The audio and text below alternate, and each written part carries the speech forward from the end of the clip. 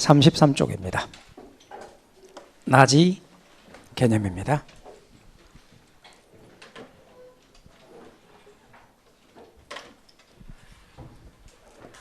페이지 33쪽. 나지 건부지입니다. 먼저는 나지하고 건부지하고 이 두 개념에 대해서 보겠습니다. 토지가 있는데요.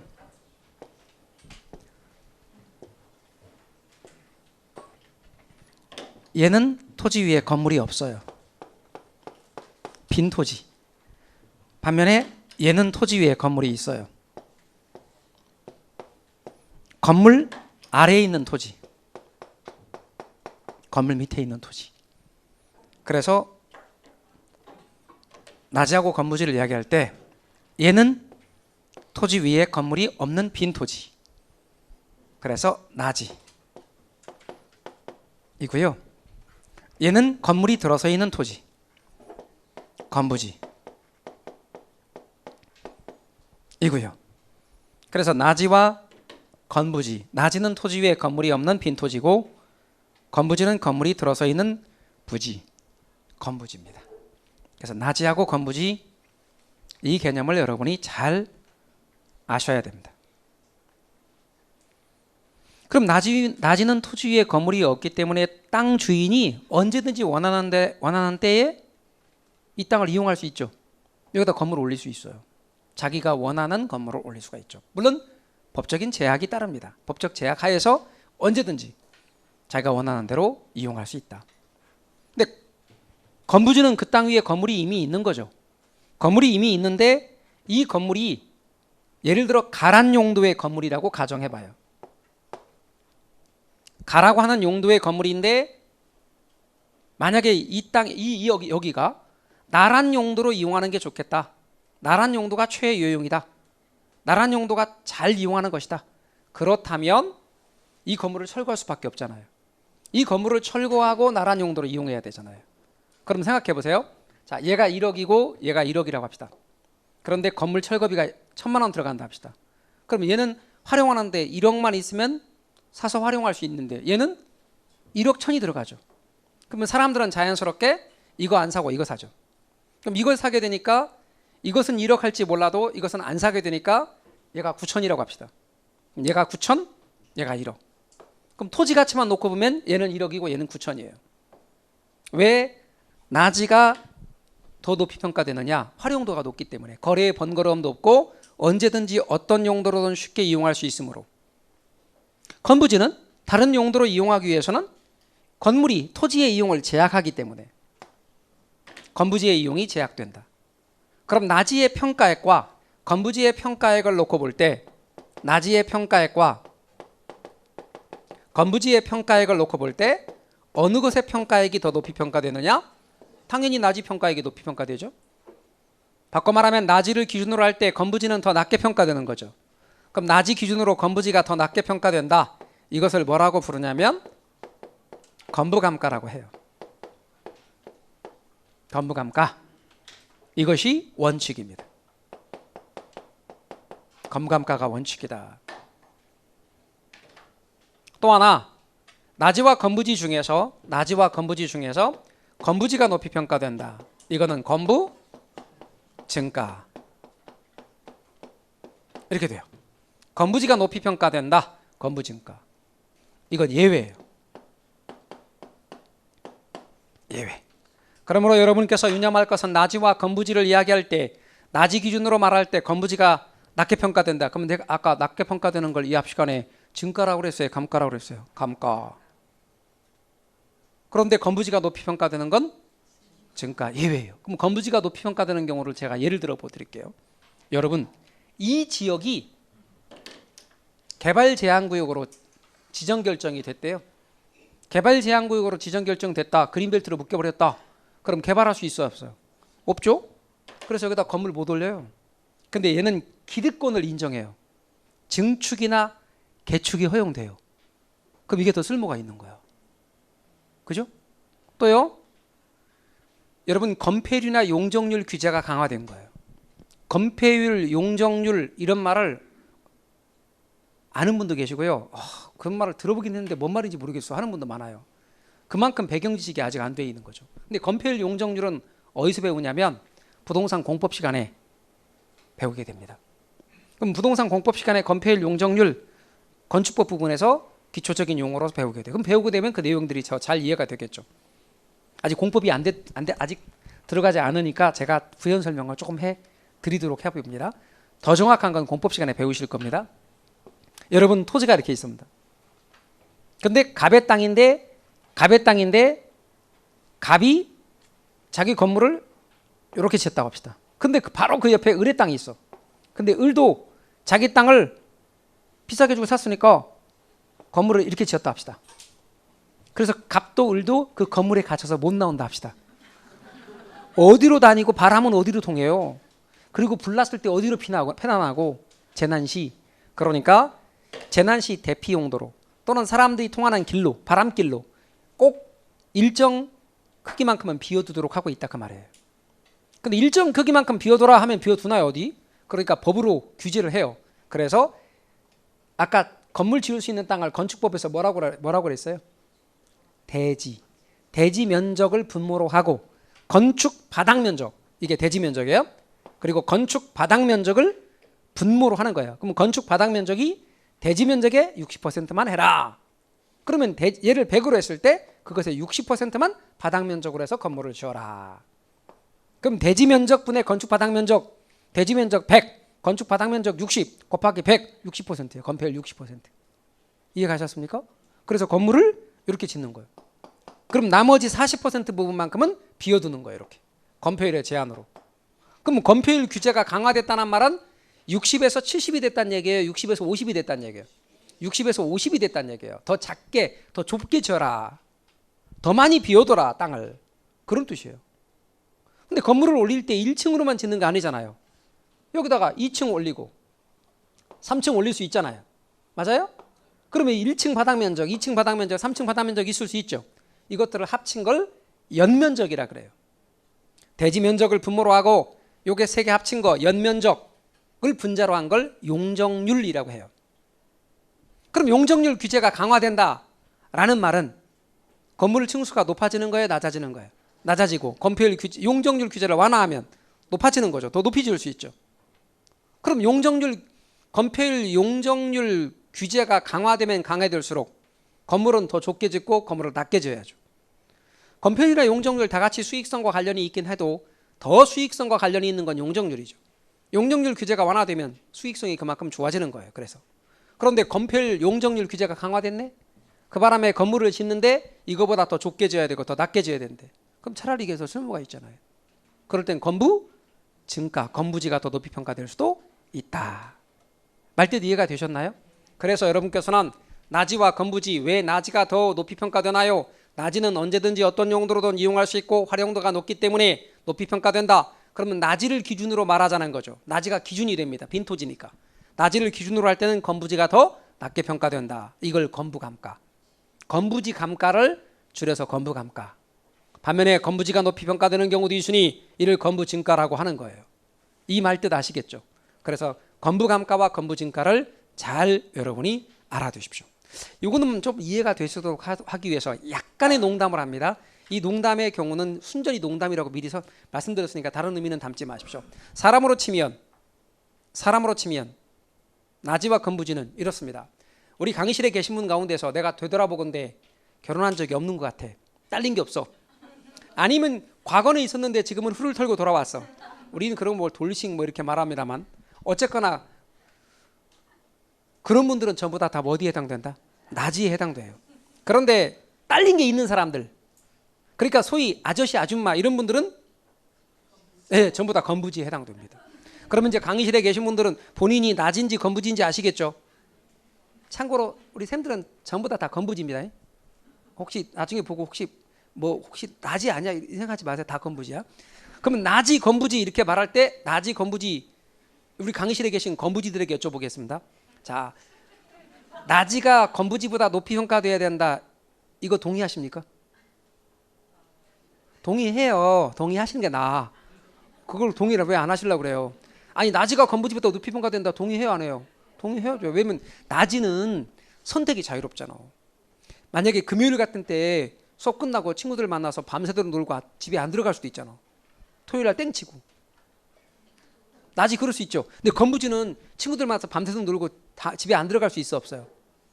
없다고 좀 그래주세요. 요새는 건부지들이 있다고 그러더라고. 없다고 그렇게 좀 해주세요. 아셨죠? 없어. 그 다음에 낮이는 결혼할 수도 있고 안 할 수도 있잖아. 선택이 자유롭잖아. 건부지는 누구하고 결혼할 수 있어 없어? 없다고 좀 해주세요. 아니 이미 있는데 어떻게 있어? 없지. 그런데 아주 없는 건 아니고 있는 걸 철거하면 되는데 철거비가 많이 나온단 말이야. 그래서 낮이 건부지. 그러니까 이제 배웠으면 늘상 식상하게 서로 이제 강의실 나오면서 서로 이렇게 보면서 얼굴 익히시면서 물을 때 뭐 나이가 어떻게 되나요? 뭐 결혼을 하셨나요? 이렇게 그렇게 물어보지 마시고 그냥 낮이에요, 건부지예요. 아셨죠? 이렇게 물어보란 말이에요. 아셨죠? 그냥 겉으로 보면 낮이성 건부지인 분도 있다고요. 13회 공지라는 말이 있어요. 여러분 공지는 아까 제가 뭐라고 그랬어요? 토지가 있는데 건물을 꽉 메워서 지을 수 없다고 그랬어요. 그죠? 그럼 법으로 이렇게 짓고 이만큼 비워둬야 된다 그랬죠? 비워둔 땅. 건폐율의 제한으로 인해 비워둔 땅을 공지라고 해요. 공지 용어 알아두십시오. 소지는 자연 그대로의 토지, 대지 등으로 개발하기 전 땅을 소지라고 해요. 그리고 선하지는 그 땅 위로 고압선이 지나가요. 그럼 고압선 밑에 있는 땅이에요. 이 선이 고압선이에요. 그럼 선하지는 값어치가 높겠어요, 낮겠어요? 낮겠죠, 그죠? 낮겠죠. 어떤 분이 좋지 않나요? 전기도 쉽게 쓸 수 있고, 그러던데 여러분 고압선이 딴 데로 이동할 리가 없어요. 개발하는데 제한이 잇따른다고. 투자 가치가 없어. 선하지는 감가로 행한다는 것 알아두십시오. 포락지. 포락지 한자 좀 봐봐요. 포자에 앞자가 점 3개가 있죠. 낙자에도 점 3개가 있죠. 물을 의미해요. 물수변이거든요. 그래서 이건 물 밑에 잠긴 토지. 태풍이 오고 홍수가 나서 개인의 논밭인데 물 밑으로 잠겨버렸대. 이런 거를 포락지라고 합니다. 한 장을 넘겨주시면 법지하고 빈지에 대해서 이야기하겠습니다. 법지, 빈지. 자, 법지하고 빈지입니다, 여러분. 토지가 이렇게 있는데 경사진 곳이래요. 근데 여기는 갑돌이 땅이고 경사진 곳 위쪽은 을돌이 땅이라네요. 갑돌이는 여기에 건물 지을 수 있어요. 당연히 건축허가 받을 수 있고 건물 지을 수 있습니다. 근데 을돌이는 여기다 건물 짓고 싶어도 못 줘요. 건축허가 안 나와. 여기다 건물 지으면 붕괴 위험이 있잖아요. 그러니까 을돌이는 건축허가 받으려면 먼저 어떻게 해야 된다? 여기 부분에다 축대를 해야 돼. 이렇게. 그럼 이 땅이 을돌이 땅 아니면 사서라도 축대를 해야 됩니다. 축대를 하고 건축허가 받을 수 있습니다. 그래서 건축허가 받아서 건물을 지을 수 있다. 그러면 결국은 축대 부분은 윗집 소유예요, 아랫집 소유예요? 윗집 소유, 을돌이 소유죠? 그럼 얘는 법으로만 소유권이 인정이 될 뿐 축대 이외에 다른 용도로 이용할 수는 없죠? 법으로만 소유권이 인정될 뿐 다른 활용 실익은 없는 땅, 저런 걸 법지라고 그래요. 그럼 법지의 대표적인 예가 축대예요. 축대. 축대는 법지에 해당된다. 반면에 빈지라는 게 있어요, 여러분. 빈지. 주로 바닷가에 가면 있는데요. 바닷가에 가면 바닷가입니다. 바닷물이 들어오는데 최고 여기까지 들어온다고 합시다. 그리고 이쪽은 지적공부에 등록된 토지라고 합시다. 지적공부에 등록된 토지. 바닷물이 들어왔다 나갔다 그러죠. 그렇죠? 그럼 바닷물이 최고 들어올 때 여기고 빠져나갈 때 여기야. 그럼 요건 무슨 수위선이고 요건 무슨 수위선이에요? 바닷물이 들어오는 걸 뭐라고 그래요? 만조수위선. 빠져나가는 건 간조수위선 그래요. 그럼 만조수위선 기준으로 여기는 지적공부에 등록된 땅이고 만조수위선과의 사이에 소유권이 인정되지 않는 땅이 있는데 백사장이 대표적인 예예요. 바닷가에 백사장 같은 이런 땅은 소유권 인정되지 않지만 활용실익은 많죠? 그런 걸 빈지라고 해요. 빈지. 빈지라고 할 때 빈지는 물가빈자예요. 그래서 빈지를 법에서는 달리 바닷가라고도 불러요. 얘를 바닷가 이렇게 부르기도 한다는 것 잊지 마십시오. 공인중개사 시험에서 빈지라고 시험에 나왔어요.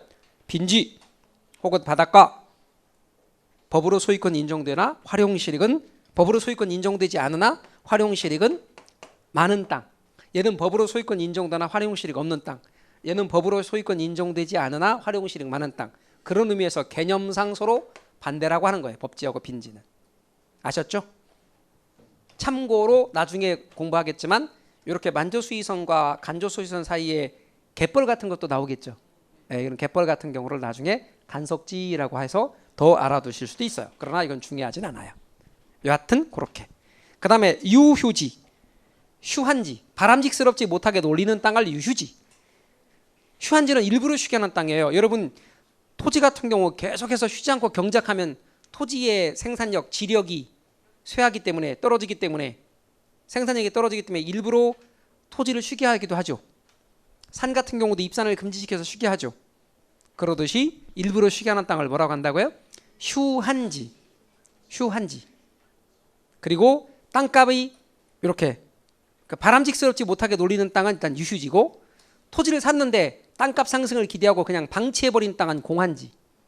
공지하고 구분하셔야 돼요. 여러분 아까 제가 공지는 건물 짓고 남은 빈 공간이라고 그랬죠. 근데 공한지는 땅값 상승을 기대하고 방치한 땅. 땅값이 올라갈 걸 기대하고 그냥 방치해버린 땅을 뭐라고 한다고요? 공한지. 용어 알아두십시오. 공한지.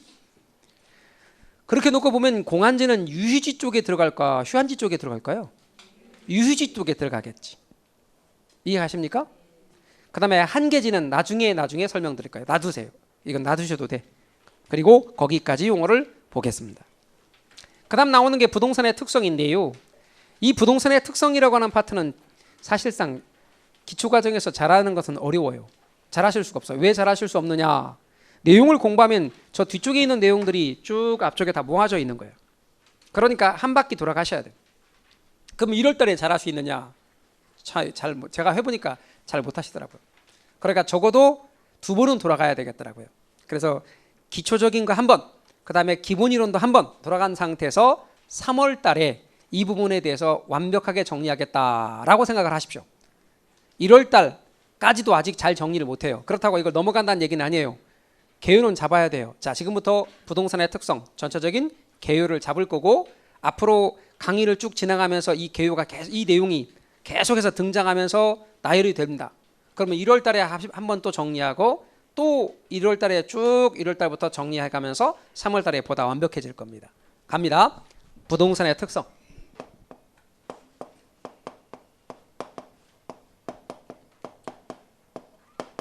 우리 부동산의 특성은 토지와 건물 중에서 아무 말 없이 부동산의 특성 그러면 전부 토지의 특성인 줄 아시면 됩니다. 우리는 토지의 특성만 얘기합니다. 건물의 특성 할 필요 없습니다. 시험엔 토지의 특성만 출제되고 있습니다. 그 다음에 토지의 특성이라 하면 둘로 구분합니다. 자연적 특성과 인문적 특성입니다. 자연적 특성이 있고 인문적 특성이 있습니다.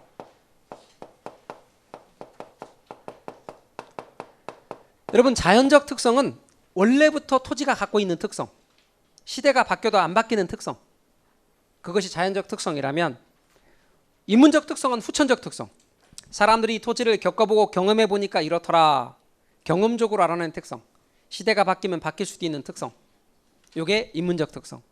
자연적 특성은 5가지 정도만 여러분이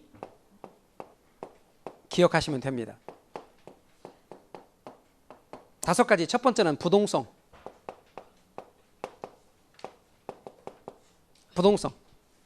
두 번째는 영속성. 세 번째는 부증성. 네 번째는 개별성. 5번째는 인접성. 부영부개인 5가지입니다. 부영부개인 5가지.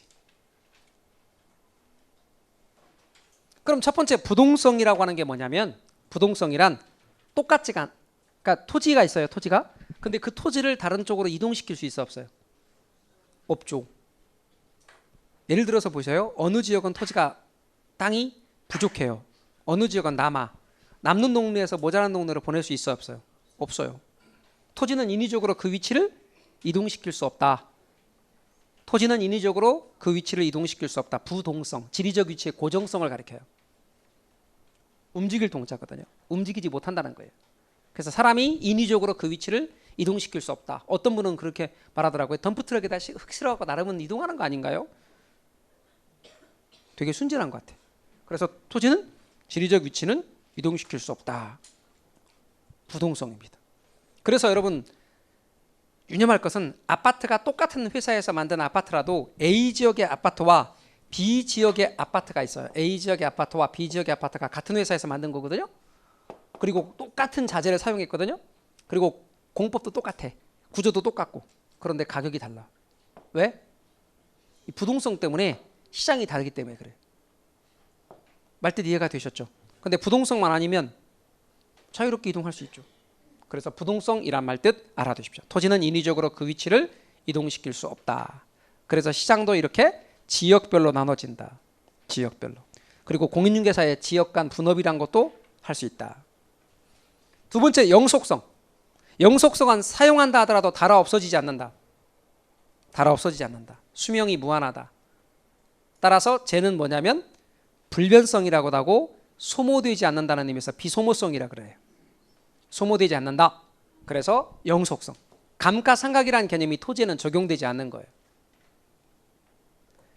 다시 만들 필요가 없어요. 재생산이라는 개념 자체가 존재하지 않는 거예요. 세 번째는 부증성. 부증성이란 토지는 늘릴 수가 없다. 여러분 토지 만들어낼 수 있어 없어요? 없어요. 어떤 분들은 아니 바다를 메워갖고 지도가 바뀌지 않습니까? 그건 부증성의 예외 아닌가요? 이렇게 말씀하시는 분이 계시는데 그렇지 않습니다. 그거는 뭐 어떻게 이해하냐면 이쪽에 있는 토지를 퍼다가 이쪽으로 옮겨놓은 걸로 봐요. 부증성의 예외가 있으려면 토지 만드는 공장에 사람들이 모여서 오늘은 토지 100부대 만들었다. 이래야 돼요. 근데 토지는 만들 수가 없어요. 따라서 부증성은 늘릴 수 없다는 것이에요.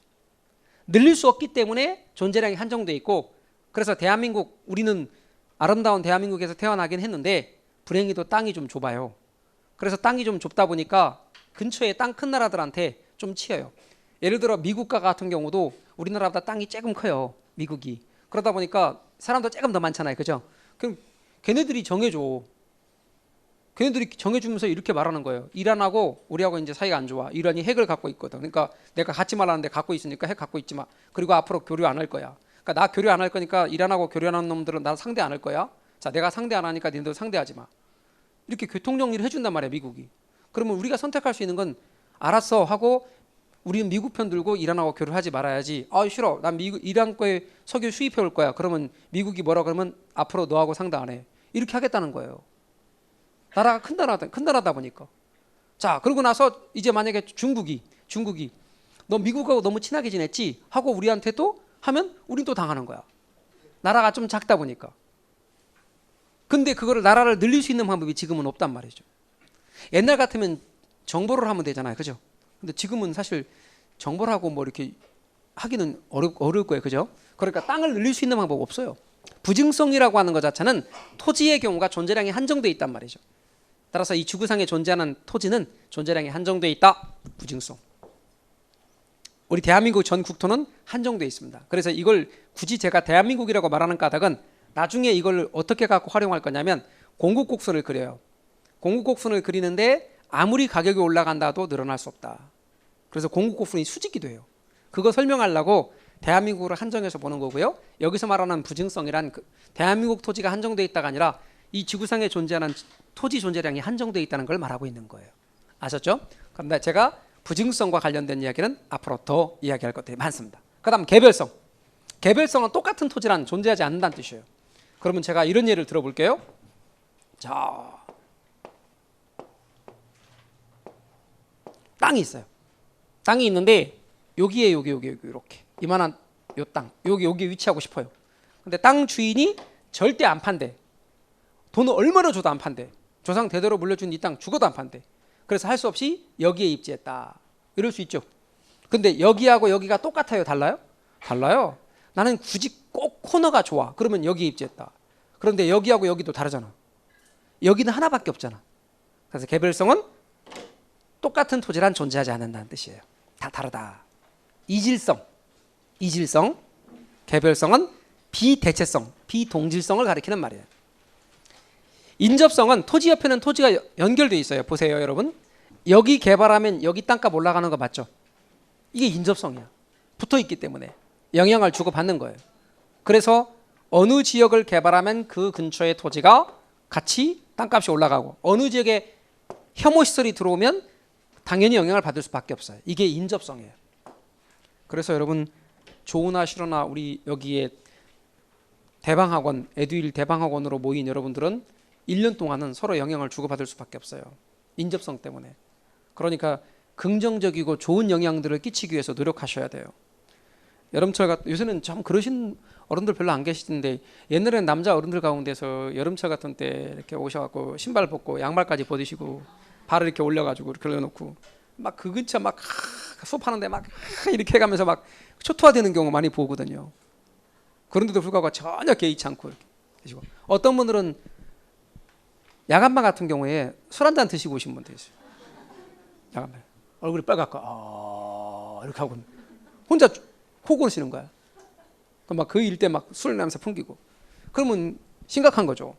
근데 진짜 지금은 정말 많이 바뀌었어요. 지금은 옆 사람들한테 우리나라 사람들도 잘 피해 안 주죠. 지금은 오늘도 보니까 내내 수업 시간에 핸드폰 받는 분 없으시네요. 눈총 맞아 죽습니다. 에?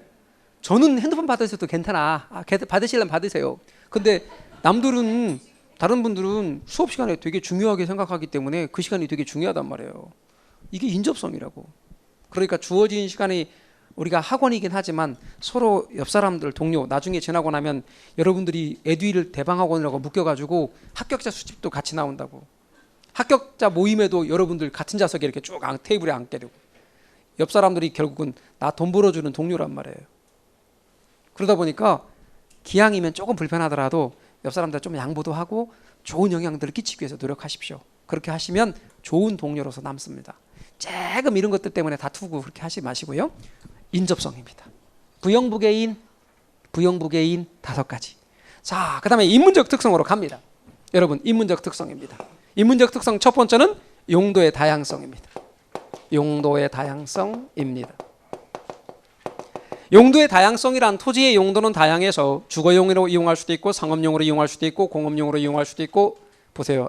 땅이 있는데 얘는 주거용, 상업용, 공업용, 농업용, 임업용 어떤 용도로든 이용할 수 있대요. 용도가 다양하다는 뜻입니다. 토지는 용도가 다양해서 어떤 용도로 이용할 수 있다. 용도의 다양성. 두 번째는요. 병합, 분할의 가능성.